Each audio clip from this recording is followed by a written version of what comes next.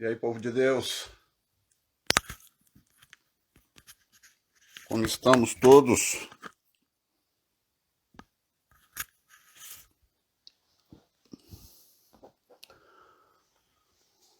Vamos compartilhando aí, gente, a live.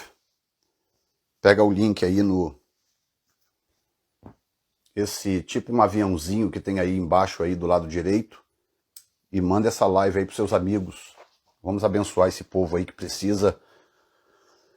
precisa de Bíblia, né? Ah? Amém.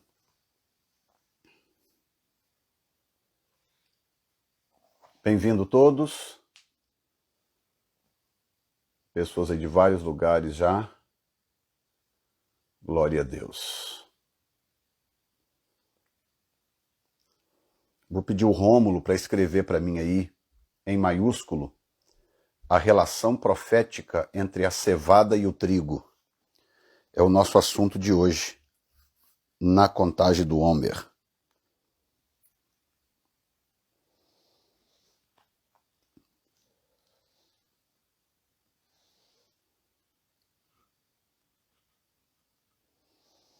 Glória a Deus.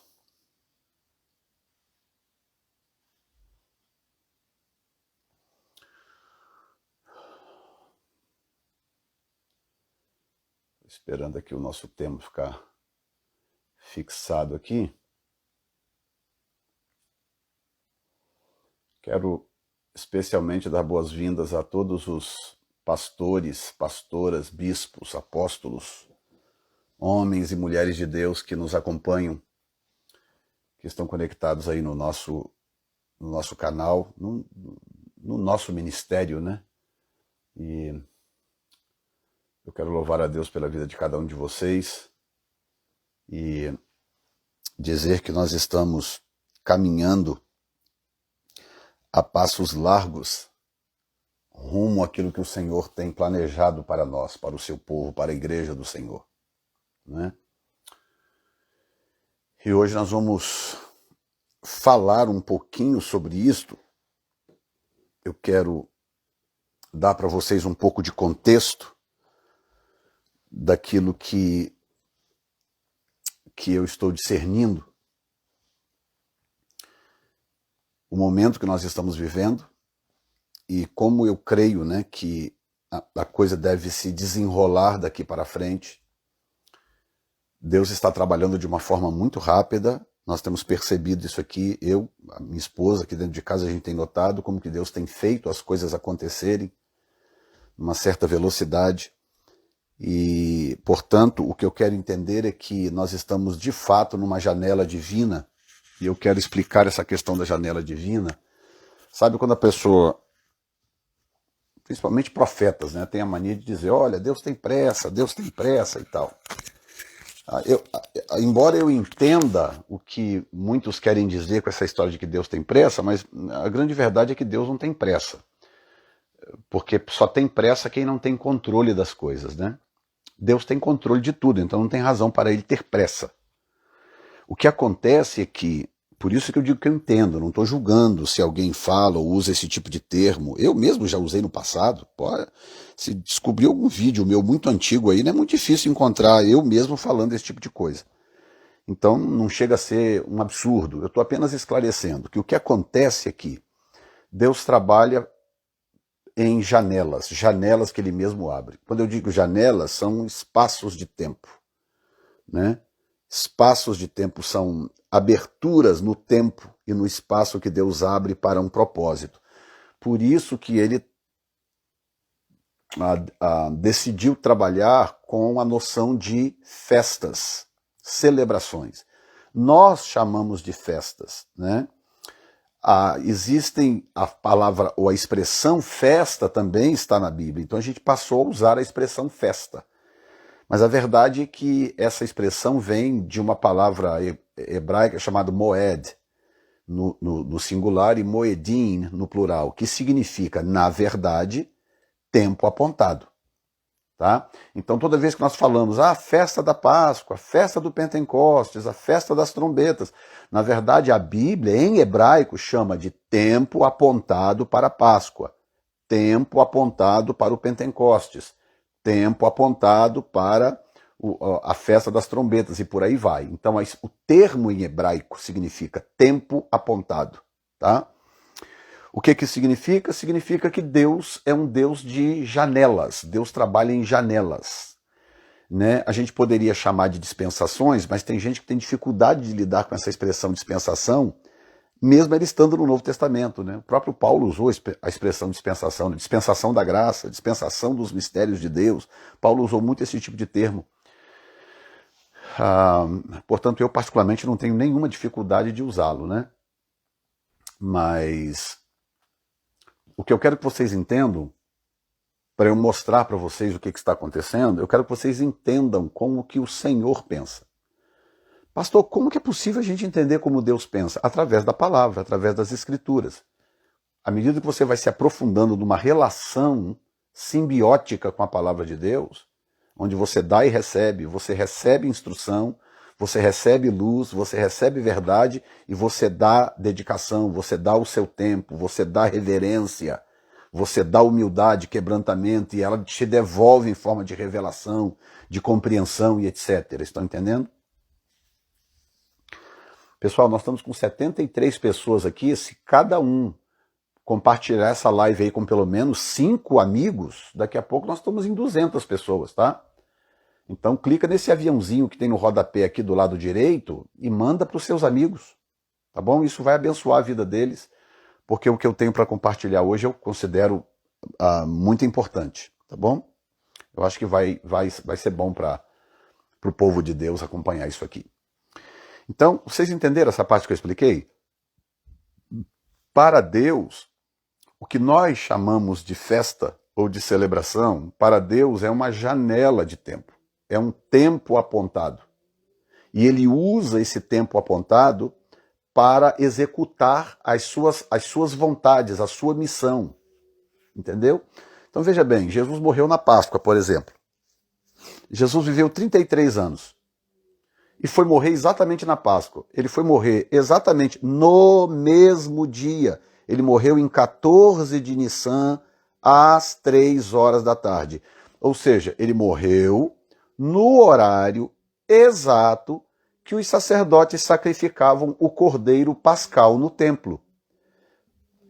Isso é coincidência? Não, é porque essa é uma janela divina, é um tempo apontado do Pai, de Deus. E Jesus se encaixou dentro desse tempo apontado. Aí muito bem, morreu, ressuscitou, apareceu os seus discípulos, apareceu aqui, apareceu ali e tal. Aí o que acontece? 50 dias depois, o Espírito Santo é derramado sobre a igreja, sobre a recém-formada igreja. Apesar de que eram todos judeus ainda, mas já conhecida como sendo a igreja do Senhor Jesus. Né? Então, você veja só, 50 dias com o sinédrio judaico e os romanos na cola dos discípulos, procurando os discípulos. Por quê? Porque eles eram acusados de terem roubado o corpo do Messias. Né? O sinédrio judaico, para não deixar que a verdade aparecesse, subornou os vigias do túmulo para que eles dissessem que os discípulos tinham roubado o corpo. Porque a verdade era outra, que né, o anjo apareceu, removeu a pedra, os guardas caíram como mortos, né? E simplesmente o Senhor ressurgiu, né? Ressuscitou. Quando eles voltaram a si, aí vem uma série de consequências, né? De dizer que de repente apareceu um anjo, que eles viram um anjo, coisa assim, e aí o sinédrio veio e botou dinheiro na jogada. Disse, não, vocês vão dizer que roubaram o corpo dele. Então, os discípulos estavam correndo risco de vida. Olha só, gente, para vocês entenderem o que é um tempo apontado pelo Senhor. Os discípulos estavam correndo risco de vida. Ainda assim, Jesus esperou 50 dias. Por que Jesus não ajudou, né? Não, sabe, tipo, não, é o seguinte, vocês estão correndo risco de vida, né? Perigoso aí vocês serem pegos, serem presos. é o seguinte: eu vou mandar o Espírito Santo logo semana que vem. Não, o Espírito Santo não poderia vir antes dos 50 dias, porque o 50º dia da Páscoa também é um moed, também é um tempo apontado, é uma janela divina. Então Jesus morreu numa janela, que é a Páscoa, e o Espírito Santo só veio na outra janela, que é o Pentecostes. Estão entendendo? E assim, as celebrações do Senhor, as festas do Senhor, que não são festas de Israel, são festas do Senhor, elas sempre foram usadas ao longo do tempo como janelas de Deus para operar certas coisas, certos acontecimentos. Por isso que quando vai chegando aí certas datas aí, né, o nosso março, abril, né, que normalmente é onde cai a Páscoa, aí tem os pães asmos, que é aquela semana ali, aí 50 dias depois, que esse ano vai cair no dia 17 de maio, vem o que abre uma outra janela, um outro tempo apontado do Senhor, e por aí vai. Isso tem várias janelas, o Senhor usa a janela que Ele quer, mas o que eu quero te dizer, eu não estou dizendo para vocês que tudo que Deus vai fazer daqui para frente, Ele tem que fazer na Páscoa ou no Pentecostes, tá? Não é isso que eu estou dizendo. O que eu estou dizendo é que Deus trabalha nas suas próprias janelas, que Ele mesmo abre. Então o que acontece? Quando Deus abre uma janela, quando chega uma janela divina, Ele começa a fazer coisas. Aí quem não entende o que eu estou explicando agora, pensa o seguinte: não, Deus tem pressa, Deus está com pressa. Olha como que Deus está fazendo tudo rápido, Ele está com pressa. Não, Deus não tem pressa de nada, gente. Dizer que um ser onisciente e onipotente está com pressa de alguma coisa é até um abuso, né? Não, não é pressa. É que abriu uma janela e ele quer, ele deseja executar um certo plano, um certo projeto dentro daquela janela. Entendeu? Então, quando abre a janela, ele começa a executar coisas. Então, nós estamos agora numa janela divina. Estamos dentro de uma janela de Deus. Tá? E pela compreensão que eu tenho de coisas que Deus já me mostrou lá atrás, essa janela se abriu no dia 9 de abril do ano passado. Abriu uma janela divina na Páscoa passada. E nós estamos dentro desta janela divina. E Deus agora está fazendo coisas. Tem coisas acontecendo, e eu posso dizer a partir de nós aqui mesmo. Nós aqui nos Estados Unidos. Tem coisas acontecendo aqui que, para mim, que moro aqui há 20 anos, eu digo para você, eu nunca vi acontecer. A forma como Deus está fazendo coisas, como Deus está tocando pessoas, como Deus está prosperando a igreja, abençoando a igreja, dando impulso à obra e à visão que Ele nos deu. Em 20 anos eu não vi o que eu estou vendo aqui. Tá? Esse lugar aqui é um lugar que sempre foi árido, tá? Entre os americanos, a região que eu estou aqui, que é chamada Nova Inglaterra, que são 6 estados americanos, essa região aqui é conhecida entre os americanos cristãos de cemitério de igrejas ou cemitério de pastores. Por quê? Porque é um dos lugares onde mais fecharam igrejas ao longo do tempo. Aqui tem uma série de condomínios que você chega na frente e você nem sabe que é um condomínio. Por quê? Porque a fachada da frente é de igreja. Por quê? Foi uma igreja no passado, mas por uma questão histórica, o prédio foi vendido, mas a frente não pode ser derrubada por questões históricas. Então a frente fica, é uma igreja bonita, de pedra, toda torre. Você entra pela porta, é um condomínio. Porque a igreja faliu, fracassou, o prédio foi vendido para algum grupo de imobiliário e virou um condomínio, um shoppingzinho. Isso tem aqui aos montes, no centro de Boston tem isso aqui. Entendeu? É uma coisa comum. Então, os americanos chamam essa região americana de cemitério de igrejas. Entendeu? Você desce do centro dos Estados Unidos para baixo, começa a descer ali do estado da Geórgia, por exemplo, para baixo. Meu Deus, é tanta igreja imensa, as chamadas mega churches, né? As mega igrejas com 30, 40 mil membros, 10, 15 mil membros tem para dar de pau, de tanta igreja que tem, igrejas grandes. E quanto mais para o sul, maiores são as igrejas. Então o sul é fértil, o sul é próspero, as igrejas explodem de crescer. entendeu? Aí vai subindo para o norte, o tamanho das igrejas vai diminuindo, até chegar aqui no extremo norte, onde quando uma igreja aqui chega a 2.000 pessoas, 3.000 pessoas, meu Deus, já é uma igreja gigantesca. Igreja com 3.000 pessoas aqui na região é uma grande igreja, entendeu? Assim, grande, grande. Porque as igrejas aqui, todas, né, as boas igrejas aqui estão na faixa aí entre 500 a 1.000 membros. São as igrejas consideradas boas igrejas, entendeu?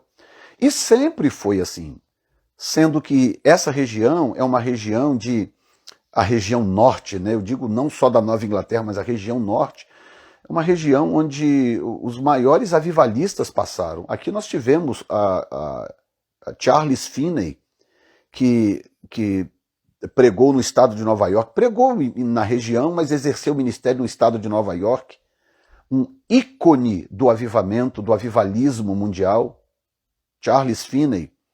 Nós tivemos a D.L. Moody, né? No Brasil ele é conhecido como Moody, M-O-O-D-Y. Né? O nome dele completo é D.L., né? D de dado, L de laranja, D.L. Moody. Aqui nos Estados Unidos ele é conhecido assim. Que surgiu aqui na região, aqui mais ao norte, chamado Chicago, uma cidade chamada Chicago, e foi um grande evangelista que deixou marcas profundas, avivalista, pregou em Massachusetts, pregou nessa região toda por aí. Nós tivemos aqui a Jonathan Edwards, né, um dos maiores ícones do avivalismo também mundial, grande, grande, grande avivalista que abalou a região de Massachusetts, uma região chamada aqui de Northampton, né? Ou seja, o diabo tem raiva desta região por causa disto, porque foi uma das regiões mais impactadas pelo avivalismo. Depois dessa região norte, que compreende Nova York, Massachusetts, até o estado de Illinois, onde está a cidade de Chicago, essa região aqui foi uma das regiões mais impactadas. Fora isso aqui, nós temos o quê? Los Angeles. Nós temos Los Angeles, na Califórnia, onde aconteceu o avivamento da Rua Azusa. Entendeu? Nós estamos falando de tudo bem que foi o mais devastador avivamento já conhecido, mas um avivamento. Aqui nós tivemos pelo menos 4 grandes moveres. Esses 3 que eu falei e também mais uma evangelista, uma mulher de Deus, que foi levantada também na região de Chicago, poderosa. Então o que eu entendo? Eu entendo que o diabo levantou fortalezas aqui na região americana, nessa região norte-americana, por ira. Toda vez que Deus usa muito um lugar, um povo ou uma região, o diabo toma abuso daquilo. Aí ele começa a montar fortalezas naquele lugar. É o que está acontecendo hoje com a região nordeste dos Estados Unidos. Esta é a razão do porquê eu creio que Deus escolheu esta região aqui.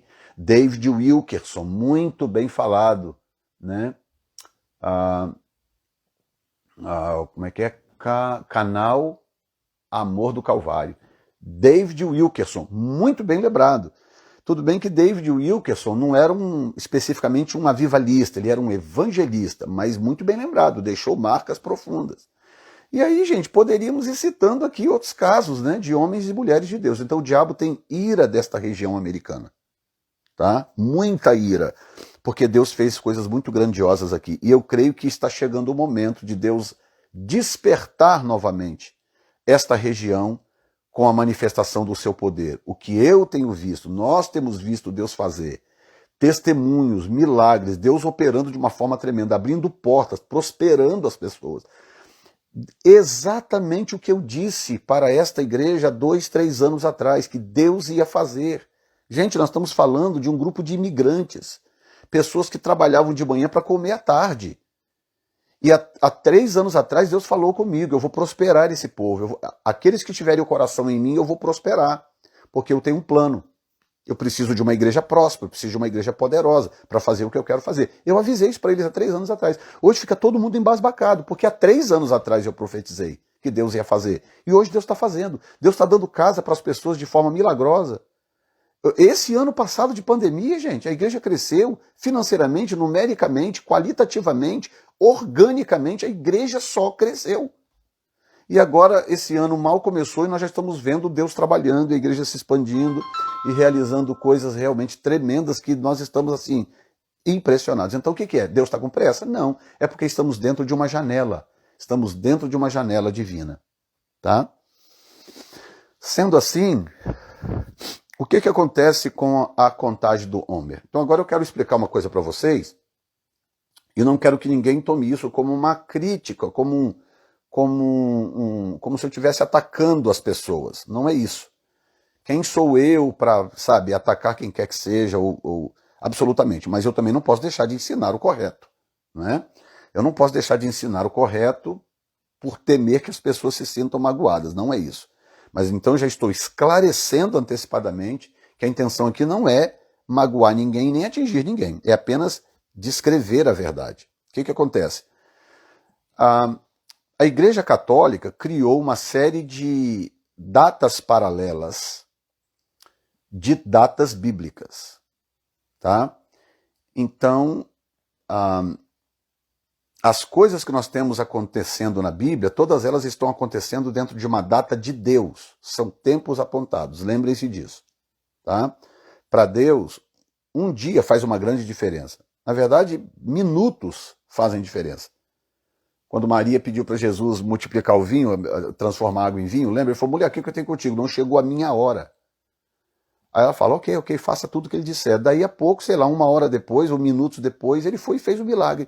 Ou seja, faltava ainda talvez minutos, talvez 1 hora para completar o tempo dele.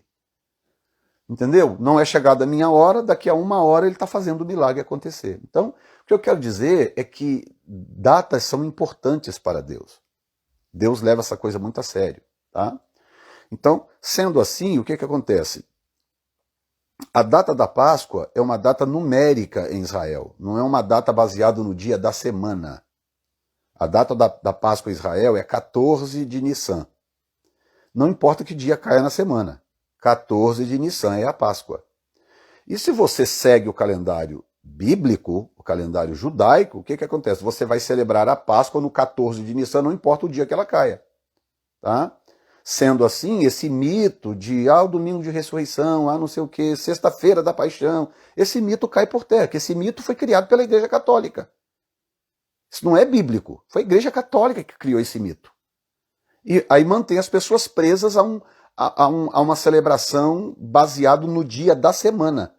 Então eu fico olhando aí o povo de Deus, o povo evangélico, celebrando aí a Páscoa agora semana passada, a Páscoa do chocolate, a Páscoa do coelho, né? Mesmo que a pessoa não invista no coelho e no chocolate, ainda assim ela está celebrando a coisa errada. Porque Páscoa é uma celebração bíblica. Se ela é uma celebração bíblica, ela tem que acontecer no dia bíblico, que é 14 de Nissan, que nesse ano caiu num sábado. O dia da semana que caiu foi sábado ao pôr do sol. Foi a Páscoa judaica, a Páscoa bíblica, 14 de Nissan. Então o que acontece? O povo de Israel, Jesus, por exemplo, morreu provavelmente numa quarta-feira. Alguns dizem quinta, outros dizem quarta, mas provavelmente tenha sido numa quarta-feira que ele tenha morrido. 14 de Nissan, numa quarta-feira. Não dá tempo de provar isso agora com os textos, que eu poderei fazer isso um outro dia, mostrar para vocês que, biblicamente, na semana que Jesus morreu, teve 2 sábados. Na semana da morte de Jesus, houveram 2 sábados. Mas como é possível, pastor, 2 sábados? Exatamente.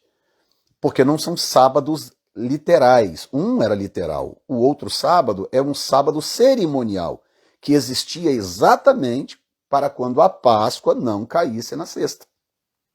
Então, toda vez que a Páscoa não caía na sexta-feira, que muitas vezes caiu na sexta-feira, toda vez que a Páscoa não caía na sexta-feira, o que acontece? Eles tinham o chamado sábado cerimonial, ou alto sábado. Tá? Era chamado de alto sábado ou sábado cerimonial. Então eles celebravam, por exemplo, caiu numa quarta-feira. Tá? Ok, caiu numa quarta-feira, então o dia seguinte, que era quinta, era um sábado cerimonial. Então eles faziam a mesma coisa do sábado semanal. Eles não trabalhavam, Parará, começava a semana dos pães asmos e etc, etc, entendeu? Então era assim. Por quê? Porque eles não tinham controle. Um dia ia cair no sábado, um dia ia cair na quarta, um dia ia cair na terça, um ano ia cair na quinta, eles não tinham controle disso. Então, para isso, eles criaram um mecanismo cerimonial para ajudar nesse processo, tá bom? Queria só que vocês confirmassem se está todo mundo ouvindo direitinho, que eu estou vendo aí, não sei se uma ou mais pessoas reclamando da conexão. Quem está ouvindo direitinho aí, dá só um alô, só para eu poder saber e continuar aqui despreocupado, tá bom? Muito bem, eu acho que vocês entenderam até aqui. Deixa eu só ver aqui, ok. Muito bem, então o que acontece? Por que eu coloquei esse tema, a relação profética entre a cevada e o trigo? Porque a contagem do Homer está toda baseada nesses dois cereais. Ok, obrigado, gente. Obrigado. Então, a contagem do Homer está baseada nesses dois cereais. Agora, olha como que o diabo sabe muito bem o que está fazendo. Tá? Por exemplo, nós começamos a contar o Homer e aí eu comecei a receber duas avalanches de mensagens. Uma daqueles que são sedentos, famintos por Deus, que amam a palavra, dizendo, pastor, muito obrigado, que coisa tremenda, pastor, eu nunca soube disso. Pastor, por que não ensinam isso nas igrejas? Por que isso, por que aquilo e tal? E as pessoas assim muito maravilhadas por estarem aprendendo algo. Mas eu também comecei a receber uma outra avalanche de mensagens. Ah, você é um herege, que não sei o quê, você está judaizando a igreja não é Israel, a igreja não tem obrigação de celebrar essas festas são judaicas, não sei o quê, tá. Então eu comecei a receber as duas avalanches de mensagens, entendeu? E os que são contra, normalmente eles são contra por ignorância. E a Bíblia diz o quê? Que o povo é consumido, é destruído, porque lhe falta o quê? Conhecimento. Tá? O curioso é que, olha bem, é que o fato de você não conhecer não torna você menos culpado. Porque a Bíblia diz o seguinte, o povo perece porque falta conhecimento. A Bíblia não diz, o povo perece porque rejeitou o conhecimento. O povo perece porque não quis conhecer. Não, o povo perece porque não tem conhecimento. Tá? Então, esse argumento de, eu não sabia, então eu sou inocente. Não, você não é inocente porque não sabia, porque o texto está aqui, o texto está em português, para todo mundo poder ter uma Bíblia em português, estudar, pesquisar e entender a palavra de Deus. A Bíblia existe para ser lida. Né? Você não vai conhecer a Bíblia com ela fechada na gaveta do seu criado mudo. Você nunca vai conhecer a Bíblia com ela fechada em casa. A Bíblia existe para ser lida.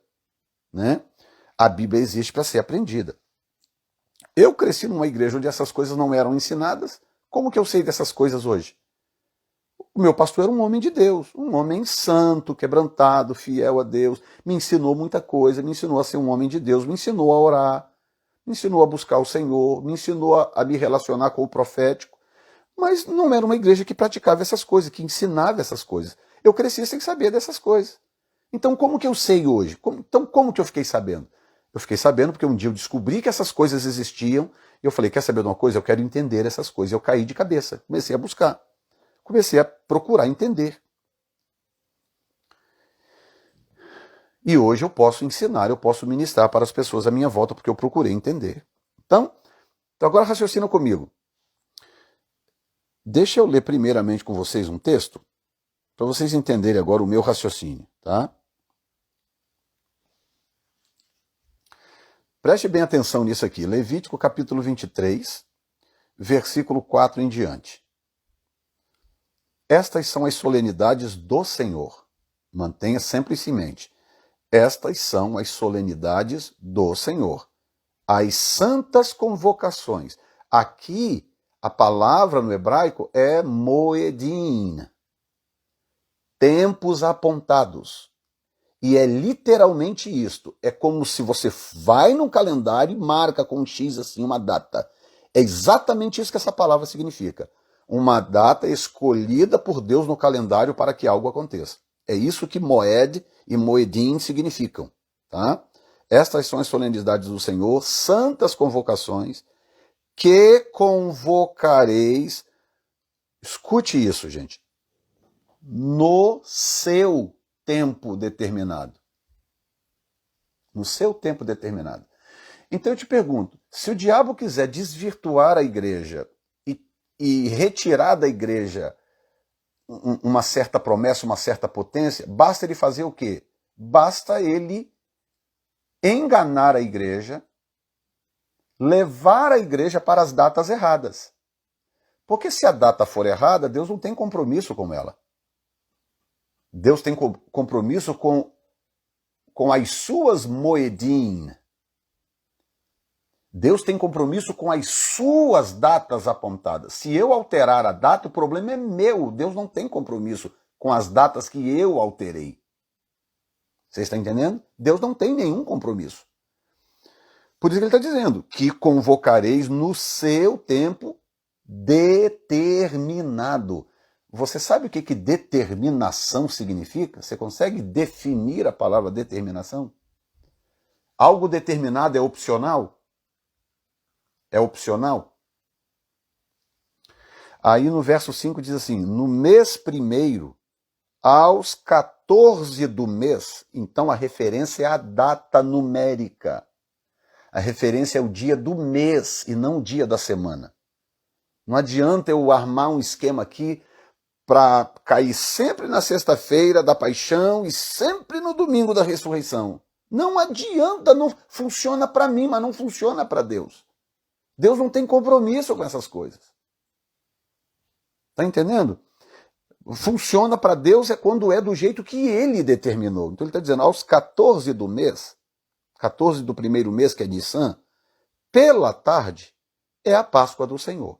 Então, sábado retrasado, né, dia 14 de Nissan, nós celebramos a Páscoa do Senhor. 14 de Nissan, caiu num sábado. Portanto, nós não celebramos domingo de ressurreição, porque não houve domingo de ressurreição nessa Páscoa. Entendeu? Então, 14, 15, 16 e 17. Sábado, domingo, segunda e terça. Esse ano teve a terça da ressurreição, e não o domingo da ressurreição. Jesus morreu no dia 14 de Nissan e ressuscitou no dia 17 de Nissan. Tá? Aí ele está dizendo, aos 14 do mês pela tarde é a Páscoa do Senhor. 14. Verso 6, ouça. Aos 15 dias deste mês é a festa dos pães, asmos do Senhor. 7 dias comereis asmos. Então nós decidimos respeitar os asmos. Tá? Então nós celebramos no sábado, 14 de Nissan. Quando foi no domingo, dia 15 de Nissan, nós começamos os asmos. E fomos até o sábado seguinte, que foi sábado passado agora. Tá? Verso 7. No primeiro dia tereis santa convocação, nenhuma obra servil fareis. Mas 7 dias oferecereis oferta queimada ao Senhor. Ao 7º dia haverá santa convocação, nenhuma obra servil fareis. Esse ofereceis oferta queimada, para nós hoje se traduz como? É uma semana de sacrifício. Porque realmente não é fácil. Quem tem uma vida diária, come pão, come isso, bolo, não sei o quê, a criança come iogurte, não sei, é uma rotina diária normal pra gente. Aí chega numa semana, você fala, ok, eu vou tirar tudo que tem a ver com fermentação aqui. Né? E apesar de que o foco são 5 cereais, mas eu falo disso uma outra hora. Mas tem a ver com a cevada, com o trigo, com o centeio e tal, são 5 cereais. Mas, anyway, os judeus ortodoxos hoje, eles removem absolutamente tudo que de alguma forma tem fermentação de dentro de casa. Tá? Aí ele diz, no primeiro dia tereis santa convocação, no 7º dia oferecereis a oferta e nenhuma obra servil fareis. Então eles passam uma semana, né, celebrando os pães asmos. No verso 9 ele diz assim, e falou o Senhor a Moisés, fala aos filhos de Israel, e diz-lhes, quando houverdes entrado na terra, que vos hei de dar e cegardes a sua cega, então trareis um molho das primícias ao sacerdote e tal. Ok. Eu não vou nem tocar no assunto primícia aqui agora, porque esse assunto só precisaria de 2 lives, tá? Eu quero te mostrar agora o verso 15. Olha bem, ele diz assim, depois para vós contareis, desde o dia seguinte ao sábado. Então, por exemplo, no nosso caso aqui, nós tivemos a celebração da Páscoa no próprio sábado, caiu no sábado, e aí nós tivemos o dia seguinte, era o domingo, no nosso domingo, que é considerado aqui o 15 de Nissan, dentro do texto, o 15 de Nissan. Tá? Nesse caso, o texto diz, contareis para vós desde o dia seguinte ao sábado, que esse sábado aqui não é o sábado semanal, esse sábado aqui é o sábado cerimonial, que pode cair num sábado literal ou não.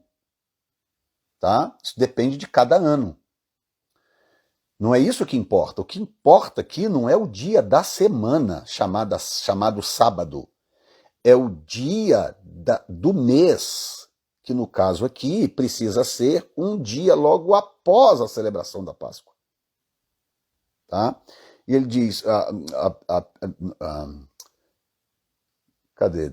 Ok. Verso 15. Depois para vós contareis desde o dia seguinte ao sábado, desde o dia em que trouxerdes o molho da oferta movida 7 semanas inteiras. Então, olha como que essas coisas do Senhor estão super intimamente conectadas. O Senhor diz, ok, começa com a Páscoa, isso é uma data apontada, ele diz, tem que ser no 14 de Nissan. Ah, Senhor, posso ajustar aqui para cair na sexta? Para eu poder chamar de sexta-feira da paixão? Não, é 14 de Nissan. Senhor, mas vai cair numa segunda-feira, o 14 de Nissan. Não me interessa, celebre no 14 de Nissan. Então o 14 de Nissan é o dia da Páscoa. Aí o Senhor diz, ok, vocês vão celebrar no 14 de Nissan, e aí olha o que ele diz aqui.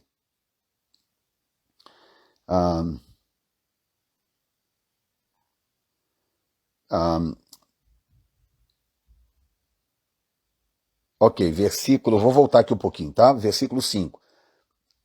No mês primeiro, aos 14 do mês, pela tarde, é a Páscoa do Senhor. Verso 6. Aos 15 dias, quer dizer, 14 é a Páscoa, no dia seguinte, o dia 15, começa a celebração dos pães asmos.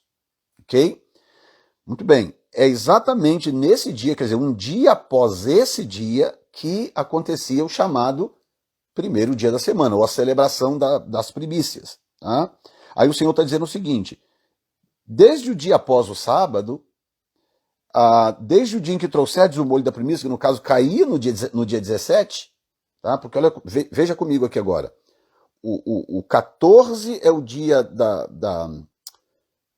14 é o dia da Páscoa, 15 começava 15 começava, estou com a mente hoje muito ruim, 15 começava os pães asmos, celebração dos pães asmos, dia 16, no dia 17 era a celebração das primícias. Jesus nasceu nesse dia aqui, tá? Então 1, 2, 3 dias completo ele nasce nesse dia, tá? Por isso que ele ficou 3 dias do ventre da terra, ele disse, o sinal do profeta Jonas. Então ele ressuscita no dia 17. Esse era o dia das primícias. Jesus morreu no dia certo, no dia da Páscoa, e ele ressuscitou no dia certo, que era um dia das primícias. Por isso que Paulo diz aos Coríntios que Jesus é as primícias dos que dormem. Entendeu? Porque ele ressuscitou exatamente no dia das primícias. Aí se Jesus resolvesse fazer o seguinte, eu vou morrer um dia antes, eu vou morrer um dia depois, acabou. Estava tudo destruído.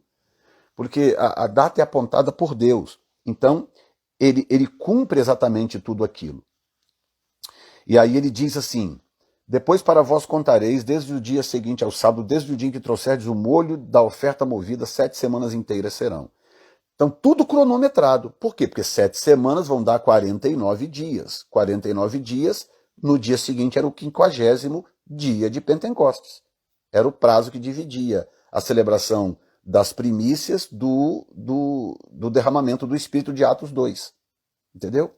Aí o verso 16 diz assim, até o dia seguinte ao 7º sábado, contareis 50 dias. Então oferecereis nova oferta de manjares ao Senhor, que no caso era outra oferta de primícias. No verso 17 fala dessa oferta, que no caso era de trigo, né, no Pentecostes, cevada na Páscoa, Pentecoste no trigo, ou trigo no Pentecostes.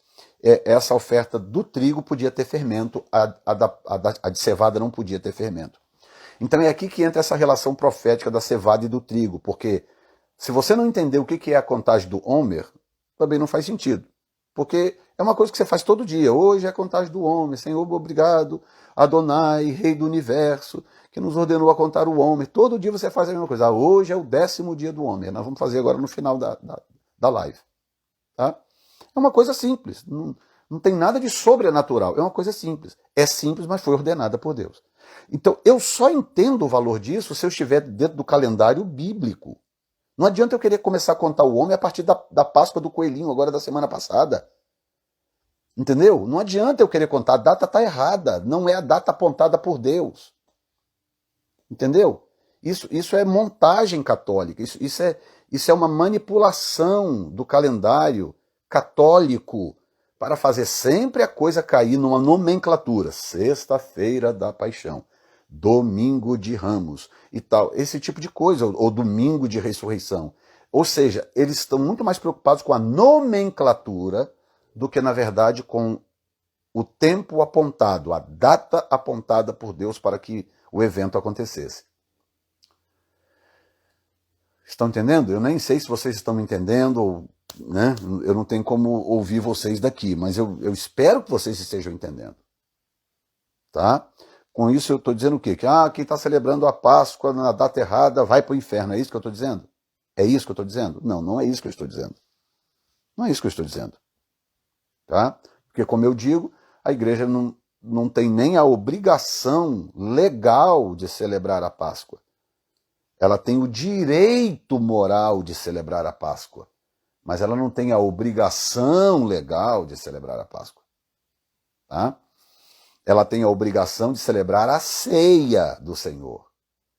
A ceia do Senhor é a primeira milha. Mas o que Jesus disse? Se alguém te fizer andar com ele uma milha, vá duas. Se alguém te tomar a capa, dá a túnica. Então a ceia é a capa, a Páscoa é a túnica. É opcional, só que é uma opção, é um direito moral da igreja de participar. É diferente, né? Então, por que o Senhor fez? Por que essas datas são importantes? Olha bem o que diz, para você entender agora algo. Êxodo capítulo 9, versículo 30 a 32. Êxodo 9, 30 a 32. Todavia, quanto a ti e aos teus servos, eu sei que ainda não temereis diante do Senhor teu Deus. Isso é Moisés falando para Faraó. Verso 31. E o linho e a cevada foram feridos, porque a cevada já estava na espiga, e o linho na cana. Verso 32. Mas o trigo e o centeio não foram feridos, porque estavam cobertos. Olha só que informação tremenda que a Bíblia me dá. Isso aqui está no capítulo 9. A primeira Páscoa é no 12. Então nós estamos falando aqui de dias entre o 9 e o capítulo 9 e o 12, estamos falando aqui de dias. E a Bíblia está me dizendo, propositalmente, porque nada na Bíblia é por acaso, a Bíblia está me dizendo propositalmente que a cevada amadurece exatamente por ocasião da Páscoa. É isso que a Bíblia está me dizendo. Essas informações não estão por acaso. A Bíblia não é inspirada? Então tem que ter uma razão para as coisas estarem escritas na Bíblia. Entendeu? Não há acaso. Não, está escrito aqui porque há uma razão. O texto está dizendo o seguinte, olha, quando veio a chuva de granizo, que o texto aqui é da chuva de granizo, né, de Saraiva, melhor dizendo, o texto está dizendo o seguinte, destruiu a cevada. Por quê? Porque a cevada já estava pronta, ela já estava na espiga. Diz, mas o trigo não destruiu, porque ele não estava ainda pronto. O trigo não estava pronto, ele estava coberto ainda. Ou seja, o texto está dizendo o seguinte, a cevada amadurece na Páscoa, porque logo na frente, capítulo 12, seria a primeira Páscoa para o povo sair do Egito, né, às pressas, com pães asmos e tal, e aí a Bíblia faz isso que é para me ajudar a formar a correlação, a entender as duas coisas. Ou seja, Deus determinou, olha, esse vai ser para vocês o primeiro mês. No dia 14 vocês vão celebrar a Páscoa. Deus fez isso já sabendo que aquilo ia casar com a colheita da cevada. Deus já sabia. Entendeu? Deus já sabia. Então, quando você celebra a Páscoa na data certa, você está respeitando, inclusive, um princípio de colheita divina. Você começa a se relacionar profeticamente com o espírito da colheita divina. Entendeu? Eu digo para vocês, Deus é muito mais propenso a abençoar uma pessoa que está biblicamente fundamentada em princípios dessa natureza do que alguém que está por aí voando e fazendo as coisas sem ter noção do que está fazendo, seguindo aí a rota que os outros dão para ela. Entendeu? Agora você começa a se preocupar com a Bíblia. O que a Bíblia diz? Como é que eu faço para celebrar isso aqui? Como é que eu faço para poder participar disso aqui? Como é que eu faço para poder me alinhar com essa verdade, com esse princípio? Deus começa a ver você preocupado. Você não precisa acertar todas. Você acha que eu acerto todas? Não. Eu sou muito estudioso. Mas eu acerto todas? Não, eu não acerto todas. Às vezes eu erro, às vezes eu esqueço, às vezes... Mas o que Deus quer ver é exatamente isso. É você interessado, você querendo. Ou seja, você ama a palavra a ponto de você não sossegar. Eu quero entender esse negócio. A Bíblia é muito preciosa para mim, para eu poder deixar a Bíblia, sabe, começar a tratar ela de forma relaxada. Eu não posso fazer uma coisa dessa. Então o que Deus fez? Deus conectou a cevada com a nação de Israel e com a Páscoa, e conectou o trigo com o Pentecoste e, portanto, com a igreja. Aí vem uma outra questão que também alguns não entendem. Alguns não entendem. Existem elementos na Bíblia que têm tipologias, mais de uma tipologia. Tá? Eu posso dar um exemplo. Como que Jesus pode ser leão e cordeiro ao mesmo tempo? Duas coisas completamente antagônicas. Completamente antagônicas.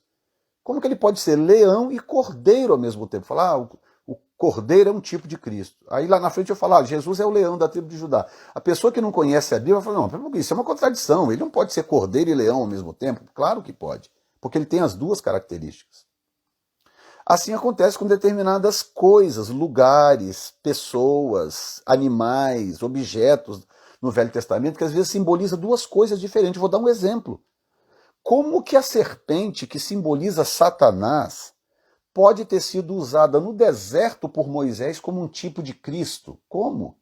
Como que uma serpente pode ao mesmo tempo representar Satanás e Cristo? Duas coisas completamente antagônicas. Lá no deserto, Moisés faz uma serpente de metal ordenado por Deus. Coloca ali que quem for mordido aí pelas serpentes e olhar para aquela serpente de metal lá será curado. Ora, o que é isso senão uma tipologia crística? Né? A serpente está te picando, olha para a serpente que está de fogo, que está lá no mastro. Só pode ser Cristo. Então como que pode um mesmo animal representar duas coisas tão antagônicas? É possível, a Bíblia é assim. Entendeu? A Bíblia é assim. Então, a mesma coisa acontece com a cevada e com o trigo. Por que eu estou dizendo isso? Porque a cevada, por ser o primeiro cereal, ela representa a colheita de um modo geral por causa das suas fases. Então, por exemplo, a cevada representa Israel, o trigo representa a igreja. É verdade? É. Mas pode ser invertido em algumas ocasiões? Pode. Por exemplo, na grande tribulação, o trigo representa Israel. Na grande tribulação. Tá? Por quê? Porque o trigo é moído durante o processo durante o processo que ele está sendo batido e preparado, né? Malhado é a palavra. Quando o trigo está sendo malhado, ele é moído. A cevada não pode ser moída porque ela é muito macia, destrói a cevada. O trigo pode. Aí o material que moe o trigo durante o processo de malhação chama-se tribulon, ou seja, uma alusão à tribulação. É possível? É. Mas isso não anula o fato de que, em linhas gerais, a cevada representa Israel e o trigo representa a igreja. Por quê? Porque o trigo é colhido no Pentecostes. Não precisa ser um cientista de foguete para entender isso. O trigo é colhido no Pentecostes. Então, se o trigo é colhido no Pentecostes, ele é um tipo da igreja. Se a cevada é colhida na Páscoa, quando Cristo judeu, o Messias judeu é morto, e na semana onde o pão não pode ter fermento, é claro que a cevada representa Israel. Entendeu? Agora, na tipologia das colheitas, você pega a cevada, que é o primeiro cereal, e você estuda as fases dela. Aí sim, dentro das fases da colheita, que são 4 fases, você tem as primícias, colhida primeiro, depois você tem a colheita geral, e durante a colheita geral tinha mais 2 fases, que eram as respigas e os 4 cantos. Entendeu? 4 fases. Está tudo aqui em Isaías, em Levítico 23. Depois leia com calma, tudo aqui. Então, Jesus colheu as primícias em Mateus 27. Quando ele ressuscitou um grupo com ele. Primeira fase já foi. Vem a próxima fase, que é a colheita geral, que acontece no arrebatamento da igreja. Depois, na grande tribulação, nós temos as respigas, que são os que ficaram, e nós temos os 4 cantos, que é a colheita dos judeus. É aqui que os pós-tribulacionistas tropeçam, por não entender essas 4 fases da mesma colheita. É a mesma colheita, é a primeira colheita, cevada, mas acontece em 4 fases. Tá? Mas como o assunto aqui não é escatologia, eu não vou enveredar nessa direção, porque isso aí é um caminho sem volta, né? Mas eu estou mostrando para vocês a importância de fazer o que nós estamos fazendo esses dias, contando o Homer. Por que eu conto o Homer? Apenas por respeito à palavra de Deus. Apenas como uma forma de dizer, tá vendo, Senhor, eu não tenho a obrigação legal, mas eu estou fazendo porque eu te amo. Eu estou fazendo porque o Senhor mandou fazer. Eu estou fazendo porque eu posso, Senhor, olha aqui. É isso que toca o coração de Deus. Entende? Então, não, claro que não vai dar para eu entrar muito profundo na questão dos 2 cereais, mas eu poderia dizer, por exemplo, o primeiro cereal a fornecer pão em Israel era a cevada, porque é o primeiro cereal colhido. Então, o primeiro pão em Israel vinha da cevada. E a cevada representa Israel. Quem foi que nos deu o pão da vida? Israel. Então, Israel é a cevada que nos forneceu o pão da vida, que é Cristo. Está entendendo? E tem algumas características em relação à formação do grãozinho, da espigazinha, do grãozinho de cevada, que se relaciona também com Israel. Tá? O trigo, por exemplo, o trigo é mais duro do que a cevada, então o trigo representa os gentios, a igreja gentílica. Porque a igreja gentílica é mais dura do que Israel. Israel é chamada nação santa, é o povo de Deus. A igreja é composta de gente de tribos, línguas e nações. A igreja só dá certo porque foi Jesus que inventou. Senão não daria certo em lugar nenhum. Pessoas de lugares diferentes, culturas diferentes, línguas diferentes, sabe, história diferente, todo mundo aí crendo em Jesus, meu irmão, minha irmã em Cristo e tal, lá no Camboja, lá na China, na Rússia, em tudo quanto é canto. Ou seja, são os gentios, gente que não tem pedigree, entendeu? Gente que não deveria estar na família de Deus, mas foram enxertados na boa oliveira, como diz Romanos 11. Estão entendendo? Então, essa dureza do trigo representa a natureza gentílica. Estão entendendo? Outra coisa, o trigo, ele era, como o trigo é mais pesado, mais duro, na hora de malhar o trigo, que eles passavam o tribulão em cima, aquela coisa, e batia com as talas, aquela coisa toda, na hora de separar da palha, eles pegavam um dia de vento e começavam a jogar o trigo para cima. O grão que era pesado descia, a palha que era leve ia embora, era soprada. Entendeu? O que isso significa? O mover do Espírito na igreja. Que a igreja é purificada através do sopro do Espírito, o vento do Espírito que purifica a igreja. Entendeu? Então eu poderia continuar falando aqui sem parar para mostrar para você a tipologia da cevada para Israel e a tipologia do trigo para a igreja. Entendeu? Inclusive a razão do porquê o trigo na grande tribulação aponta também para Israel é exatamente por causa da dureza de Israel vai ser confrontada na grande tribulação. É na grande tribulação que Israel terá sua dureza confrontada. Entendeu? Então tudo bate perfeitamente. Claro que não existe perfeição no tipo. A perfeição está sempre no antítipo, não no tipo. Né? Todo tipo tem um defeitinho, um problema qualquer, porque o tipo não pode ser perfeito. Porque o autor aos Hebreus diz que o tipo ele é uma sombra, ele é uma sombra do que havia de vir. Então quando você olha para a sua sombra projetada lá no muro, você consegue ver tudo? Você consegue ver suas rugas, você consegue ver os seus olhos, você consegue ver a cor do seu cabelo? Não, você não consegue, mas você vê a silhueta. Você vê, opa, sou eu. Você consegue ver a silhueta, mas você não consegue enxergar com perfeição. Onde é que está a verruga? Cadê a mancha que estava aqui? Não, a sombra não apresenta os detalhes. Entendeu? Então, não existe perfeição na sombra, mas ela existe para nos ajudar a compreender como que Deus trabalha, como que essas promessas de Deus vão se cumprir. Agora, a igreja precisa voltar para o seio da palavra, gente. Pelo amor de Deus. A igreja precisa voltar para o seio da palavra. Isso não é negociável. Nós estamos num tempo de restauração da igreja. Tem um mover de Deus vindo sobre a igreja. Esse vento que separa a palha para o trigo cair de volta na eira, esse vento está para soprar de novo. Se você for palha, você vai ser soprado para longe. Se você for trigo, você vai cair de volta na eira. É onde o Senhor está, na eira. Entendeu?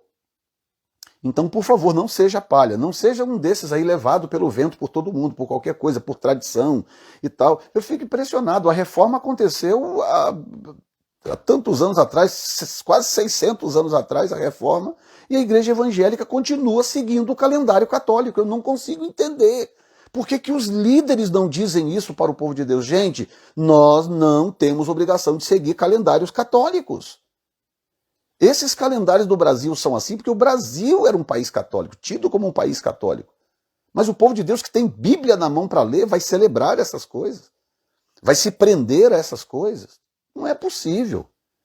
Então está na hora de nós amadurecermos e voltarmos a nos pactuar de novo com a palavra de Deus. Chegou o tempo da restauração.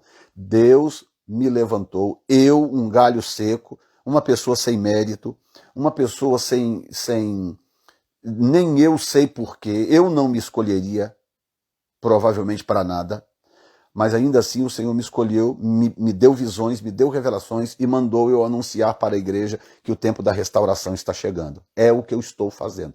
Está chegando o tempo da restauração. O vento vai soprar, vai levar a palha para longe e o trigo será purificado para um grande mover do Espírito Santo sobre a igreja, no nome de Jesus. Amém. Tá bom? Deus abençoe vocês. Eu acho que eu vou responder aqui umas 5, 6 perguntas. Vocês podem começar a fazer as perguntas aí e eu vou respondê-las aqui. Embaixo, bem no rodapé aqui, tem um pontinho de interrogação onde você clica e você pode fazer a sua pergunta, tá bom? E aí eu vou responder. Eu acho que, umas 5, 6, talvez perguntas, 7 perguntas que sejam. Eu vou responder, de preferência sobre esse assunto, mas se quiser perguntar uma outra coisa também, eu vou usar aqui o meu bom senso para saber se é hora de responder ou não, tá bom? Eu espero que vocês tenham sido abençoados, eu realmente espero que vocês tenham sido alimentados. Não vão perseguir ninguém, tá? Uma palavra dessa natureza não é para gerar em você o espírito da autojustiça. Não, agora vocês estão por fora, eu sei de coisas que vocês não sabem. Começar a reclamar com seu pastor, perseguir o pastor, não é nada disso. Tá? O que Deus quer é que você saiba da verdade. Deus quer que você saiba da verdade. Uma vez que você sabe da verdade, você agora passa a ser responsável por você mesmo. Ok?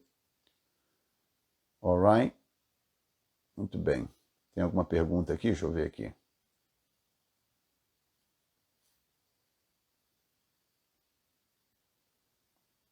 Ok, tem... Ok, pastor, isto é por causa da cegueira geracional. Cegueira geracional é uma das causas, né?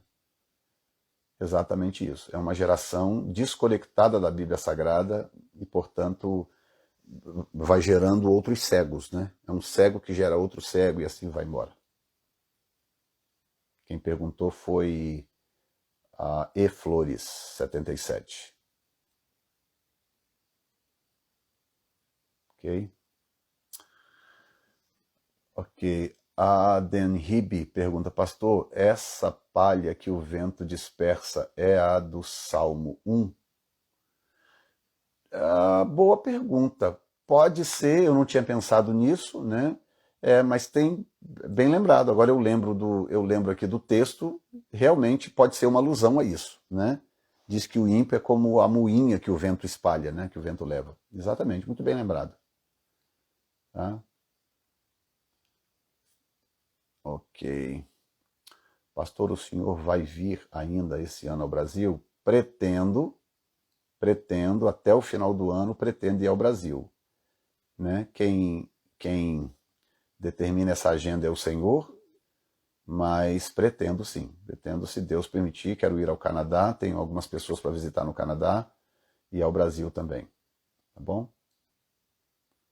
Ok, deixa eu ver onde estão as outras perguntas aqui. Dia 14 do primeiro mês, que mês estamos? Em abril? Dia 14 do mês de Nissan, é o primeiro mês judaico. Aí você vai no Google e pesquisa, porque ele não cai certinho dentro do nosso mês. Tá? Pastor, esse avivamento vem com juízo para separar o povo? Não é que ele vem com juízo, é que avivamento atrai perseguição.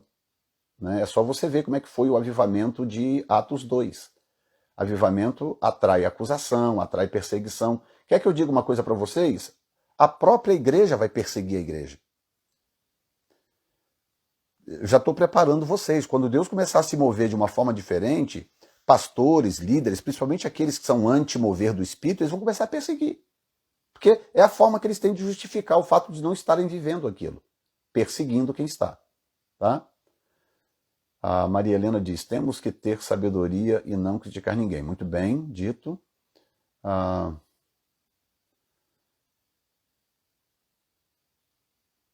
E Flores pergunta se eu vou falar da Shemitah. Não, não vou falar da Shemitah. Dia 14 do primeiro mês, estamos... Ok, já falei sobre esse aqui. Esse sistema de pergunta e resposta aqui do Instagram, ele é bem precário. Né? Ele não é muito eficiente. A palha já falei também. Ok. Mingarde de Lima. Arrebatamento e a colheita do trigo deverá ser na mesma data, já que Deus tem datas marcadas. Bom, isso aqui é uma outra história que eu posso explicar para vocês depois, porque enquanto Cristo estava no corpo físico, as datas eram terrenas. Agora ele está no seu corpo, ele voltou para o seu estado eterno, não é? Ele voltou para o seu estado eterno. Então, essas datas elas podem ter cumprimentos simbólicos. Como a palavra de Deus pode ser tão rica e a gente ouvir tantas besteiras nas pregações?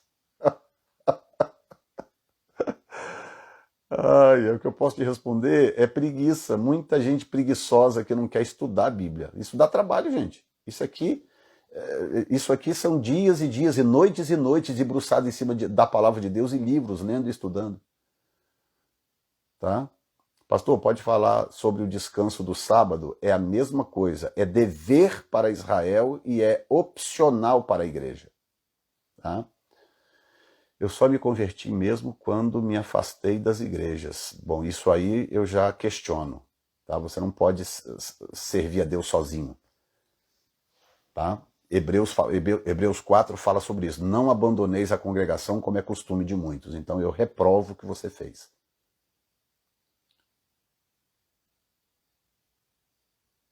Ok? Ok, a Juliane Satélite diz que está de boca aberta. Fecha a boca aí, Juliane. Brincadeira, viu? Amém, que bênção. Matrone Magali. Há relação profética entre as 7 semanas da contagem do homem e as 7 semanas de Daniel? Não. Daniel são 70 semanas, não 7. Não tem nenhuma relação. Ok.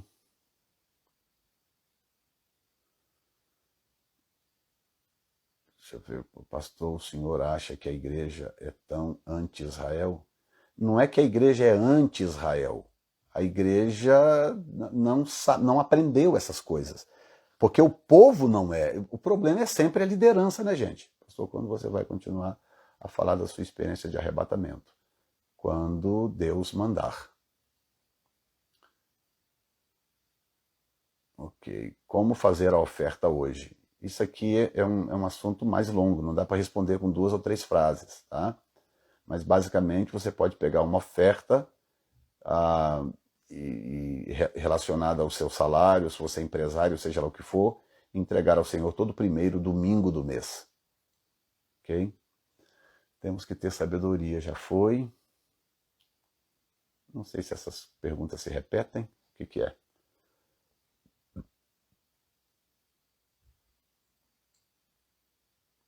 Ok, acho que tá bom, gente, senão eu não saio daqui, né?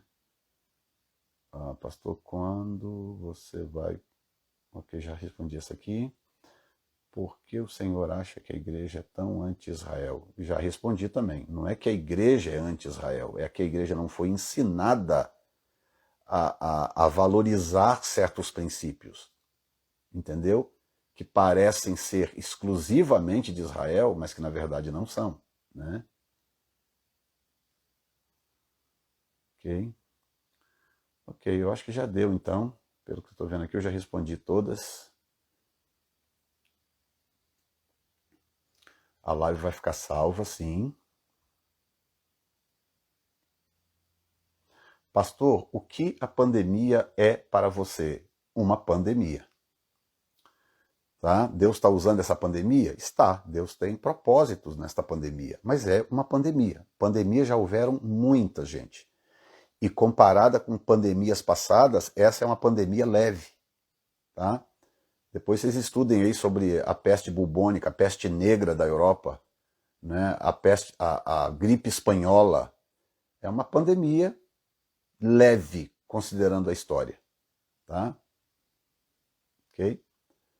Não tem nada de especial com essa pandemia, a não ser o fato de que Deus está usando essa pandemia para esta geração.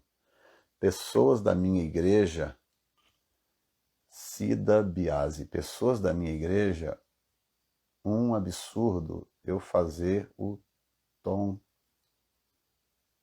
o Yom Kippur deve ser. Pessoas da minha igreja acham um absurdo eu fazer o Yom Kippur. Deixa elas com Deus, né? Não precisa impor nada, faça tranquilo e fique em paz. Tem que continuar amando essas pessoas. Pastor, meu esposo não quer pagar dízimo, ele prefere doar cestas básicas, tá certo? Está erradíssimo. Primeiro que não é pagar o dízimo, você não paga nada. Você devolve a 10ª parte para o Senhor. É Deus que te paga 90%. E não importa se o pastor botou o dinheiro no bolso, foi para o boteco e bebeu cachaça com ele. Não importa, o seu dever é levar e crer que Deus é justo.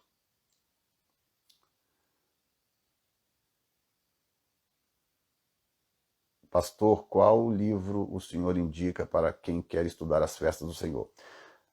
Bom, eu posso indicar um autor. Tem um autor muito bom, que eu estudei ele muito tempo. Ele chama Alfred, como se fosse Alfredo, sem o O no final. Alfred Edersheim.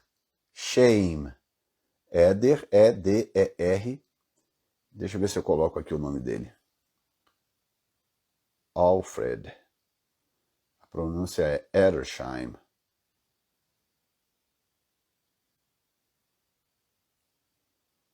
Aí, ó. Quem quiser, procure esse autor aí, ó. Ele tem vários livros. Ele é um rabino, um ex-rabino judeu do século passado. Tá? Vou botar um pin nele aqui, ó, para vocês poderem acompanhar aí, ó. Tudo dele é muito bom para se ler. Pastor, o senhor pode explicar como fazer o Yom Kippur? Não, não tem como explicar isso agora. Isso aí a gente pode depois fazer uma live sobre isso, tá? O diabo investiu para não termos a cultura da cevada? Só falamos em trigo? Não, não é a cultura da cevada. O diabo investiu para que a igreja se descomprometesse das festas apontadas pelo Senhor, porque se nós deixássemos de seguir as datas bíblicas, a gente ia seguir uma outra coisa, que é o que está acontecendo. As igrejas estão seguindo outra coisa, tá? Pastor, os judeus que ainda esperam por Jesus serão salvos se aceitarem Jesus. Vejo pessoas comparar a pandemia às pragas do Egito. É possível? Claro que não, gente. Tem nenhuma relação, zero. Tá? Ok, a das 70 semanas já foi. Você viu a falha magnética sobre o Brasil? Não, não sei, não sei do que se trata, essa falha magnética. Eu acho que deu, né? Fiquei de responder umas 5 ou 6, respondi umas 10. Raquel Ribeiro 794. Pastor, mas nessa pandemia tem um item diferente, que é picada e que mudará o DNA. Isso lembra os tempos de Noé, nefelina, não? Eu prefiro não comentar. Prefiro não comentar. Desculpe, quis dizer 70 semanas. Ok, já explicamos isso aqui, está na bênção. O Senhor, pastor, vai nos ensinar a fazer a oração do Homer no final da live? Sim, vamos fazer agora. Vamos encerrar fazendo esta oração. Tá? É verdade que a festa das trombetas é a única que não tem data fixa? É exatamente isso. A festa das trombetas não tem uma data determinada porque ela acontece na lua nova. Então fica sempre duas testemunhas vigiando a lua. Quando a lua atinge o ponto menos brilhante, ali está determinado o início da festa. Por isso que ninguém sabe o dia que vai cair. Tem que ficar vigiando a lua. Tá? Exatamente. Boa pergunta essa. Jesus pode voltar depois do avivamento, pastor? Pode não, ele vai. Ele vai voltar depois do avivamento. Ele vai voltar no auge do avivamento. Tenho muito interesse em estudar calendários judaicos. Tem algum material bom? Já dei. Alfred Edersheim, compra aí o material do Edersheim. E outra coisa, hoje em dia tudo no Google, né? Tá tudo de graça no Google, né? Ok?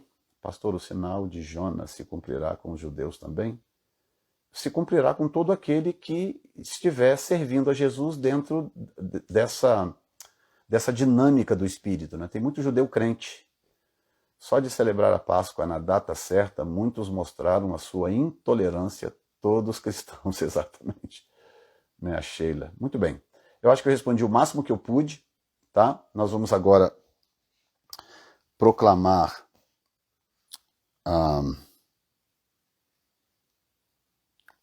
o Homer. Né? Deixa eu só abrir aqui o meu texto.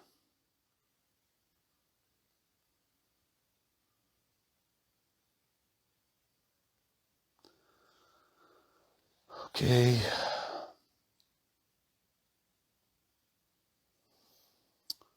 Deus abençoe vocês. Espero que vocês tenham aprendido, né? Aprendido um pouco. E quando a gente aprende alguma coisa, o Senhor fica esperando de nós uma postura, né? Então, a expectativa é que você assuma uma postura diante de Deus de interesse. Não é para se tornar radical, tá, gente? Pelo amor de Deus, não vai sair por aí julgando os outros, falando coisas contra os outros. Não é isso, não. Senão eu errei o meu alvo, tá? O que o Senhor quer é que você aprenda algo e você comece a colocar aquilo em prática, ok? A proclamação do Homer, primeiramente em hebraico, depois nós vamos fazer em português, né? Baruch atah Adonai Eloheinu melech haolam asher kidshanu bemitzvotav vetzivanu al sefirat haomer. Eles dizem isso no mundo inteiro. Que significa, agora vocês podem repetir comigo, bendito és tu. Deixa eu voltar aqui. Podem repetir comigo. Bendito és tu, Adonai, nosso Deus, soberano do universo, que nos tem santificado e nos ordenado que contássemos o Homer. Aí digo comigo, hoje é a segunda semana e o 10º dia do Homer. Senhor, nós te agradecemos e nós fechamos esse 10º dia contando o Homer na data que o Senhor mandou, porque nós te honramos, nós te amamos e nós queremos seguir a tua vontade. Ajuda-nos.